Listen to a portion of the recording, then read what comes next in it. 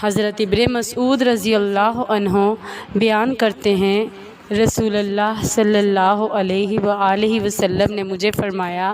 علم سیکھو اور اسے دوسروں کو سکھاؤ، فرائض علم میراث سیکھو اور اسے لوگوں کو سکھاؤ، قرآن سیکھو اور اسے لوگوں کو سکھاؤ، کیونکہ میری روح قبض کر لی جائے گی اور میرے بعد علم بھی اٹھا لیا جائے گا، فتنے ظاہر ہو جائیں گے، حتیٰ کہ دو آدمی کسی فریضے میں اختلاف کریں گے لیکن وہ اپنے درمیان فیصلہ کرنے والا کوئی نہیں پائیں گے۔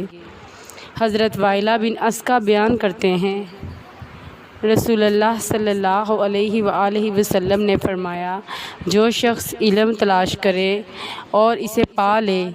تو اس کے لیے 2 اجر ہیں، اور اگر اسے نہ پا سکے تو اس کے لیے 1 اجر ہے۔